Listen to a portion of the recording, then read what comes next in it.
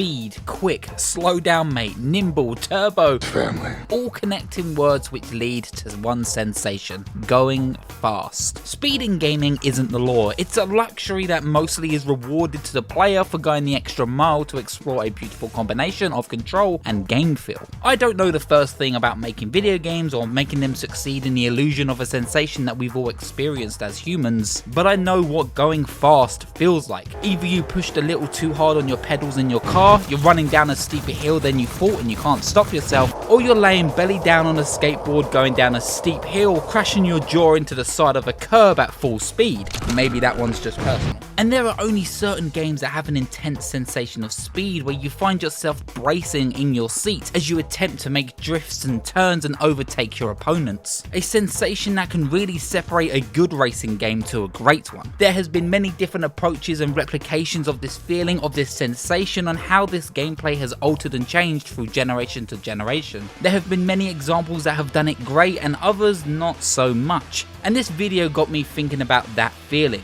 Why does the sense of speed in a dirt game feel considerably different to a Forza game? Why does flying at high speeds in Dragon Ball Z Kakarot in 2022 pale in comparison to Superman Returns in 2006? And why the hell does Sonic sometimes feel so slow compared to a man on a snowboard in Ubisoft's Steep? I've played and recorded and enjoyed my deep dive with so many games in this video, so I think it's only time we start our engines, because the road's gonna get very bumpy.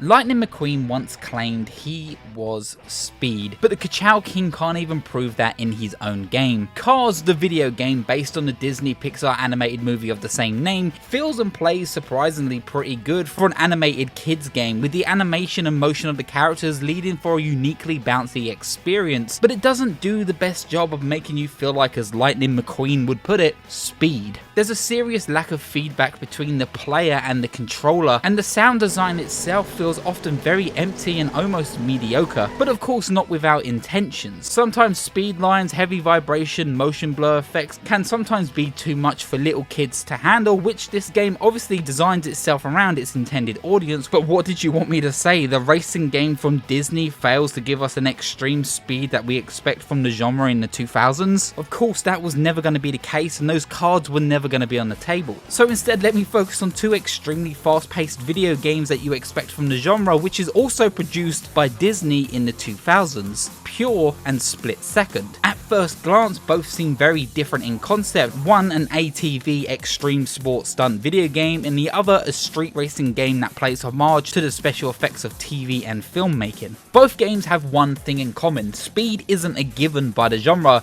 but it's used as an exclamation mark of decision making.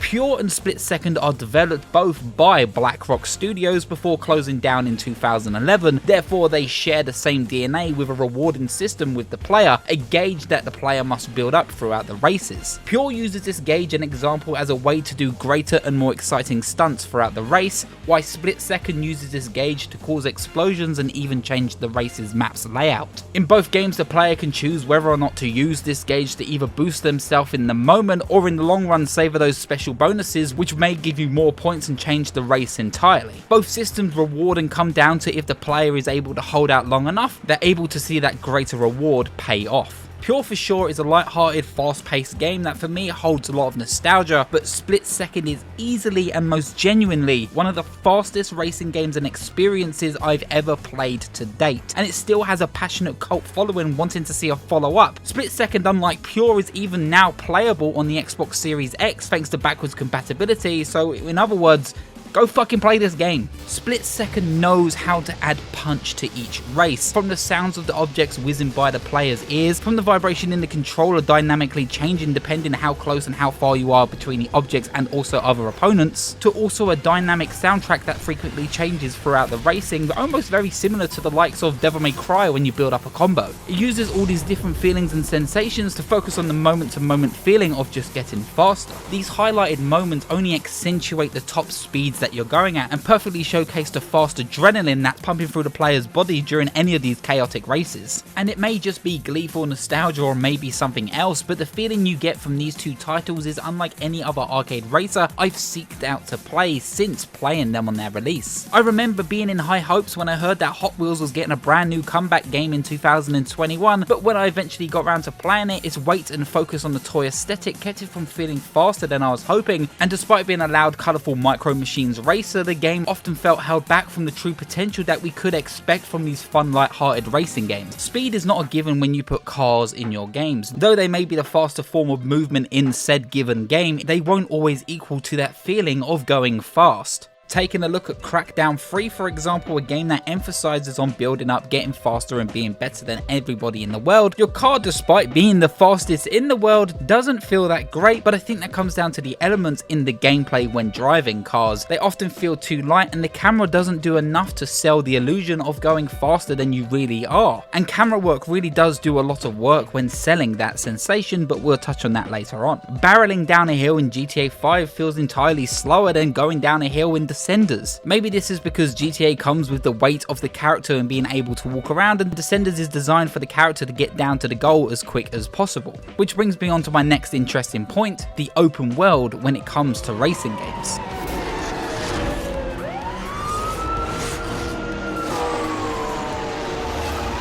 Open world racers have to balance the readability of the world and the tracks designed for top speed sensations. Burnout, Need for Speed, Forza Horizon all handle the world and the way to communicate the world and the freedoms of the world allowed to the player in very different ways, but all feel just as competent and just as fast as the competition. Burnout, as most people may know, is famous for its crash physics, using that to its strength to accentuate to the player that going at full speeds and hitting a wall face first can lead more to just slowing you down, but completely wrecking you out of the race, while other drivers and even NPCs driving around the world may get in your way, causing these accidents with yourself or even with other racers, leaving Burnout's races to feel uncomparable to the competition around it. Going at full speed and saving that NOS filter comes now with a mixed feeling of impending doom and wreckage around the next corner, while debris, smoke and sparks from other cars and the other racers around you stain every frame with the realization that there's no chance of slowing down anytime soon if you want to win any of these races.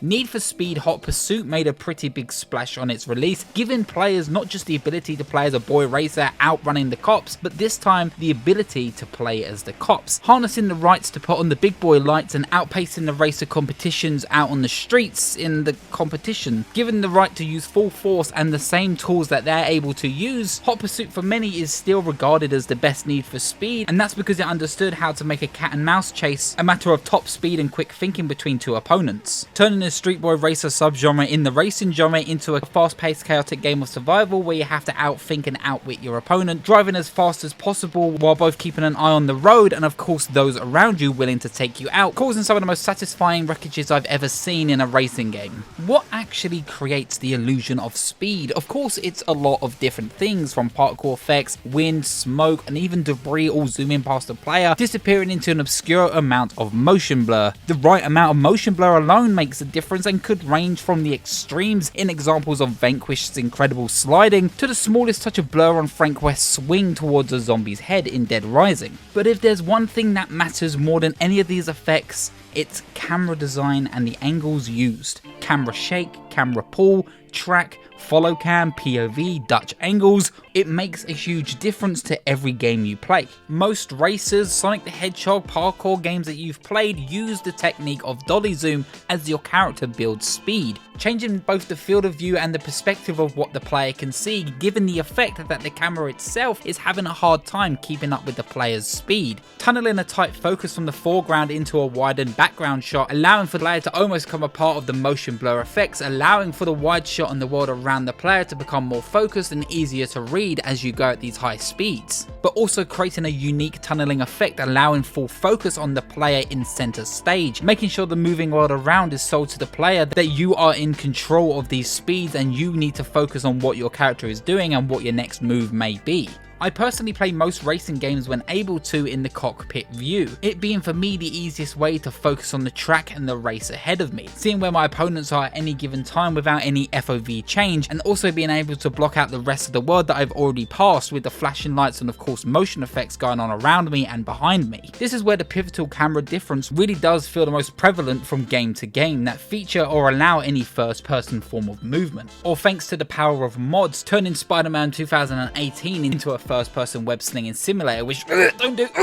Parkour in games like Assassin's Creed, Prince of Persia can be a spectacle on its own, but placing a camera on the character's forehead combined with that parkour ability turns the most simple pathfinding into a rush, from the likes of Dying Light's zombie infested streets, and of course the most famous example, Mirror's Edge and Mirror's Edge Catalyst. 2010's Mirror's Edge somehow pioneered and perfected the first-person parkour formula in two broad swings, with the original being, in my opinion, one of the greatest games of all time. The speed and movement was easy to use and get used to with a simple control layout which felt comfortable using the bumper triggers as your main jump button, with the average player having fun, but with skillful players learning this extremely high skill ceiling, making it one of the most fun and rewarding games to watch anyone do a flawless speed run through, as Faith's top speed and runner vision will tunnel you in, creating the borders of the screen to become desaturated, making sure you focus only what's in front of you, given to the player, letting the player know always where Faith's hands, feet and legs are going to be at any given time, and how much space and what movement will pay off given the combination you use during this parkour run. And Mirror's Edge Catalyst, the 2016 reboot, took what was great about the movement and momentum from the first game and made it only faster and tighter and way more experimental, with more gadgets, tools, environmental objects to interact with. But what held it back from being just as iconic as the first was its world design and level structure, because it took it to an open world, opening up way more paths for the player to explore surely, but removing that timeless replayability that the first game is now so famous for. The original game feels so much faster and more fluid because of its linear story and chapters. Instead of focusing on huge open worlds and world building, the game instead only wants to challenge the player to get from A to B in the fastest time possible and in the most efficient way possible for those who are willing to learn and understand the game's mechanics fully. Which comes back to what I said earlier with the different challenges of open world racing games and also open worlds in general. How do you convey that sense of speed?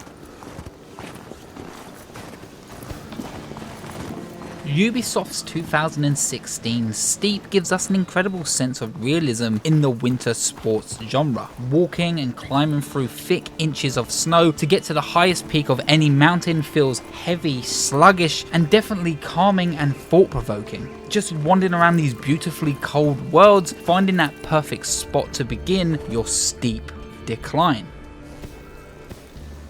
Whether it's on a snowboard, ski, wingsuit or jetpack, Steep has you blasting through some of the most beautiful environments I've seen Ubisoft ever make, and it's unlike its loud cartoony counterpart SSX. Steep is very subtle, consistent and beautiful in its presentation of speed. Snow particles crashing against the player, winds changing depending on the density and how high the player is. Every object, rock, tree, man-made environment will send vibrations depending on where they're placed in the location, and the sound design is just beautiful as you hear those said objects whizzing past your ear at full speeds. Steep reminds you of the world around you and the hurdles you must avoid going full speed down this mountainside with no sign of slowing down. On top of that, you're free to change the camera angle into a first person view, which also mimic the low quality microphones of the GoPro as you're playing the game, selling this fantasy that you're watching someone literally barrel full speed down a mountainside. Steep does so many cool things to sell its pace to you, and I don't use this word lightly, but honestly, I think it's an underrated recent gem from Ubisoft that I go back and revisit every now and then and get blown away all over again. Steep's presentation of speed and going fast doesn't just come from the ruffling of the clothes or the audio design, but I think it does the one thing and perfects the one thing that sells speed to every player, and is maybe one of the most important aspects out of them all, going slow to begin with. Was I supposed to? Go to the next transition! Go to the next fucking chat!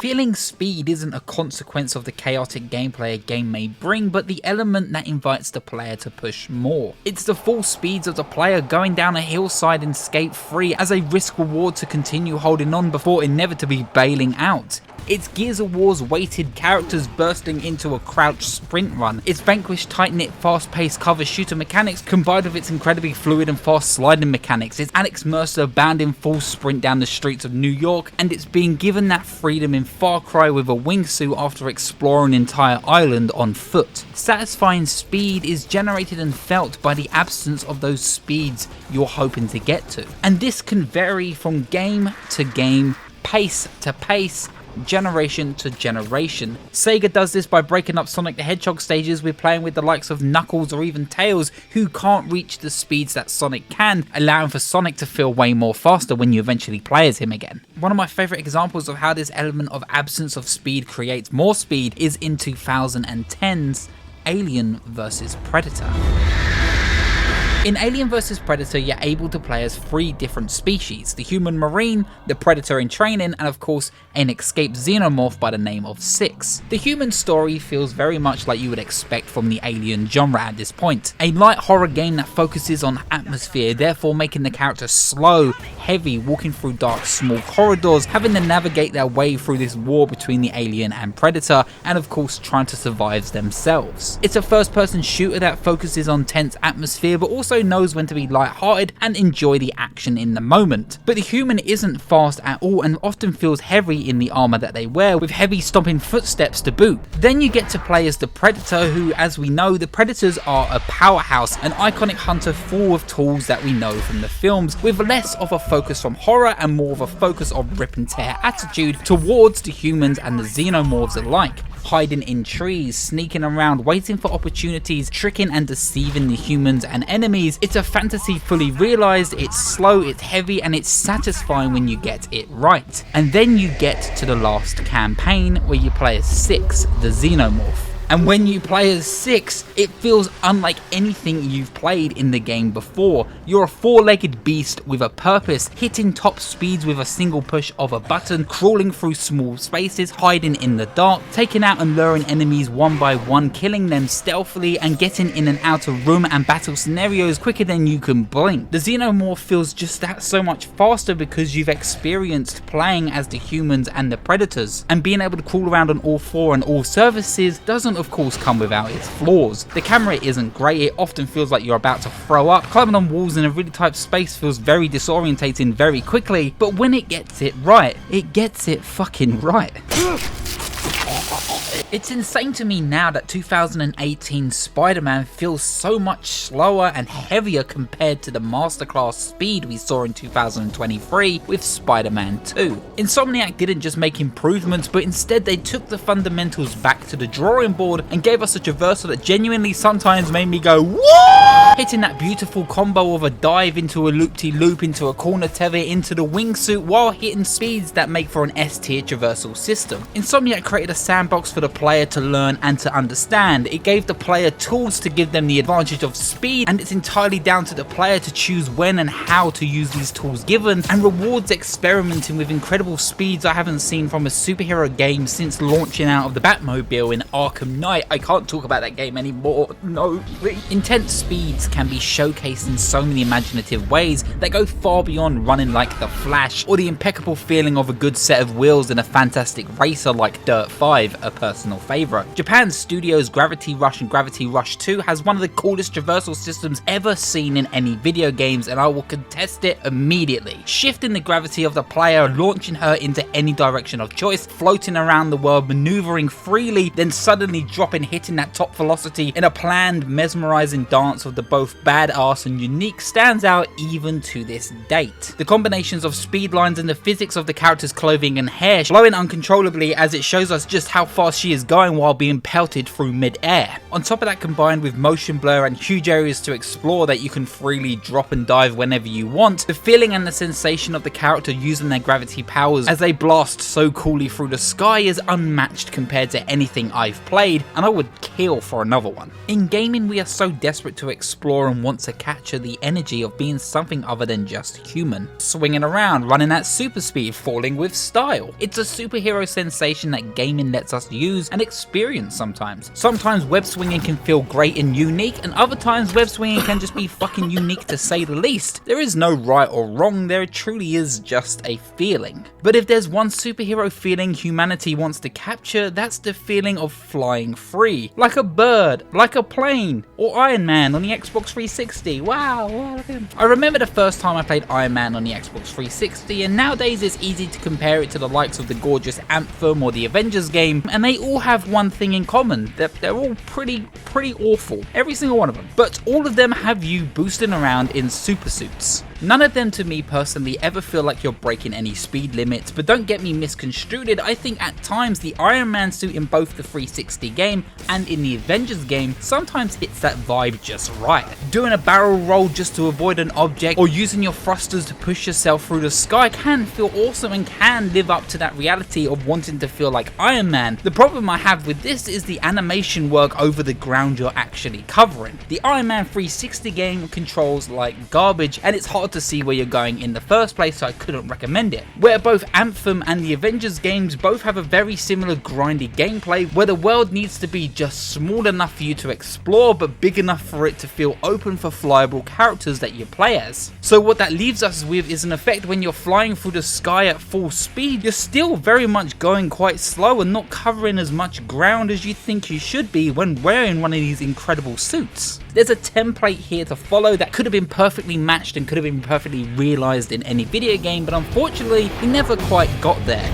And it's about time I spoke about him. Super speed in gaming had one king, has one king. Sonic the Hedgehog, the blue blur himself that ran his way into our hearts in 1991, introducing momentum and speeds unlike anything seen in the platform genre at the time. Making him an instant classic, an instant icon, and just one of many staples that add to Sega's incredible track record when it comes to speed in video games. Outrun, Sonic, Jet Set Radio, Crazy Taxi, Sega GT, Yakuza. But Sonic is the fastest character in gaming. If there's one thing people know about him, it's one, he's a hedgehog, and two, he's fast.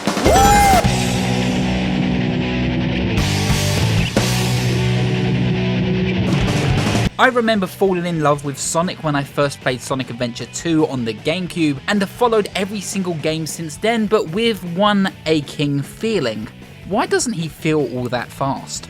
Only in the last decade has Sonic come close to the potential we've all been sold on with this character. From the original Sonic, Sonic CD, Sonic R, Sonic Adventure 1 and 2, 06, Black Knight and the one with the genie, even Sonic Frontiers, all feel like they could just feel that little bit faster. And it's not a visual flaw. Sega knows the iconography when it comes to Sonic. When he hits that loop, when he does the grind, when he does the cool kind of corny spectacle that you expect from this hedgehog, it's fundamentally iconic to view. And to me personally, Unleashed and Generation specifically capture a sense of speed that I don't think's ever been topped since. With the music warping and getting muffled as you go into that full speed, as the wind takes over everything just to prove how fast he is going, without any enemies standing in your way having a chance. Unleashed and Generations understood what made the character special and is often praised amongst fans. In 2022 we finally got Sonic Frontiers, which did the best and the worst thing could do to showcase the high speeds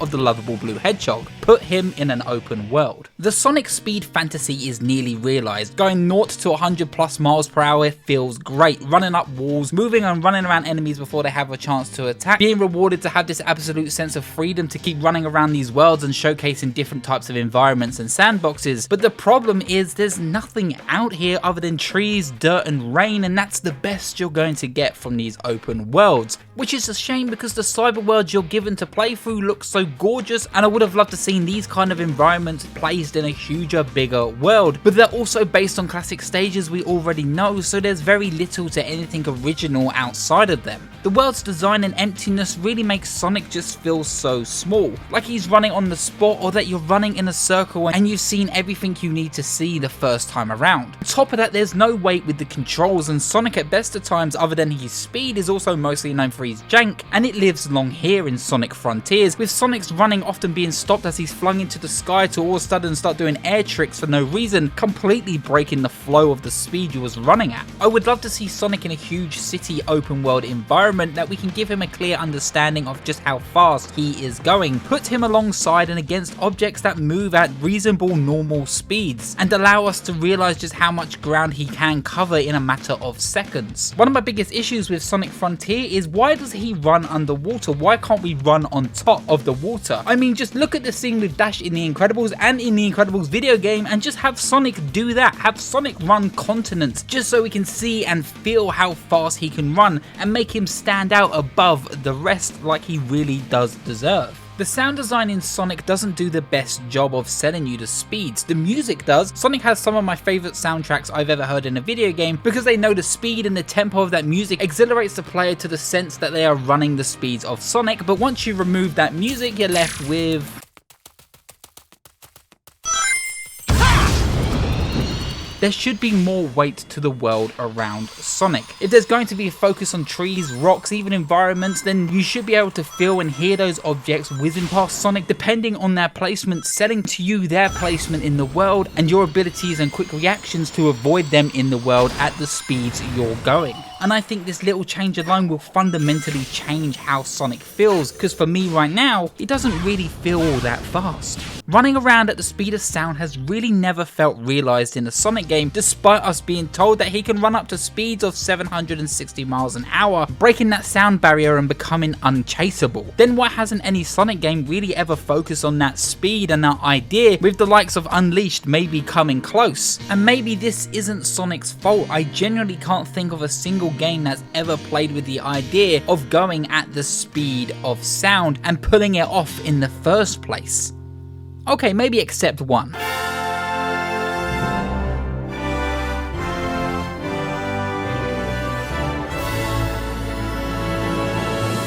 Superman Returns was meant to be everything a Superman game could live up to, and it sucks. It's not great, it's not even good. I wouldn't recommend it, but unfortunately it's the sole reason I wanted to make this video, because I once played the demo for the game and was mesmerized by the ability of doing this. Then this. Oh no, we're not done.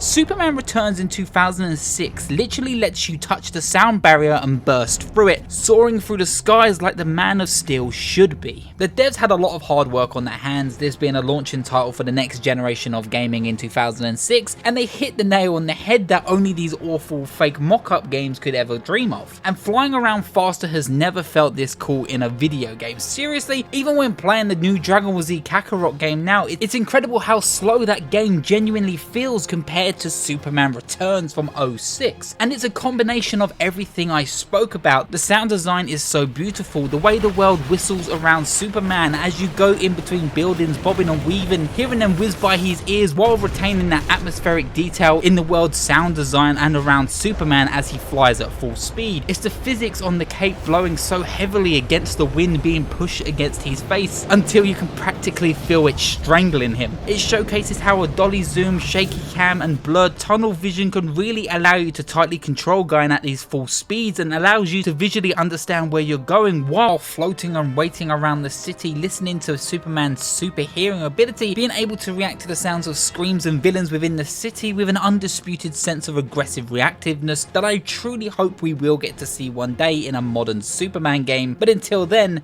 this is the best we're going to get, and I can't believe it really hasn't been topped. I could keep going. There are so many great examples, so many different ways developers use those big old brains of theirs to give us a sensation from a controller and a screen we're looking at. Flying, running, jumping, parkour, sliding, gravity, mini cars, snowboard, feet. feet, race cars, all brought to life by the geniuses in teams working and reflecting real-world techniques into video games like motion blur, sound design, vibrations, camera techniques, and making sure they pay back the player with a reward. The list is endless, and we're only seeing games becoming faster and faster. Lightning McQueen once said he was speed, and he was wrong, because we're all speed. Ka-chow. Fucking hell. Feel free to like and subscribe if you enjoyed this video, and I'll see you at the next checkpoints. Goodbye.